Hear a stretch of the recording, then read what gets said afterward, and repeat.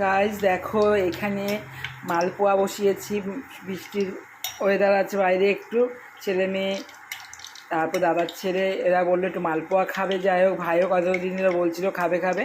আমি কি করলাম, চট করে দুধও ছিল ঘরে, আর মৌরি ছিল, তারপরে ময়দা চিনি সব ছিল, সুজি, বাস একটু চট করে গলিয়ে নিলাম, গলিয়ে বাস শুরু করে দিলাম ভাজা।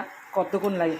মনটা ভালো থাকলে, শরীর ভালো থাকলে করতে ইচ্ছা করে, মন খারাপ থাকলে আর শরীর ভালো না থাকলে কিছুই ভালো লাগে না। বন্ধুরা বলো, খেতে চাইলেও কি আর না চাইলেও কি, কেউ খেতে চাইবে যে করে দেবো, সেটা কি আগের দরকার? সবচেয়ে বড় জিনিস সব কিছু ঘরে থাকা, তার চেয়ে বড় দরকার মনটা শান্তি, যে মনটা ভালো আছে, শরীর ভালো আছে, তিনটে জিনিস না হলে, মিলেমিশে না হলে আর হয় না।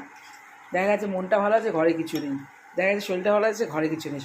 শরীরটা ভালো আছে, ঘরেও সব কিছু আছে, মনটাও ভালো আছে। যাক, করে নিলাম।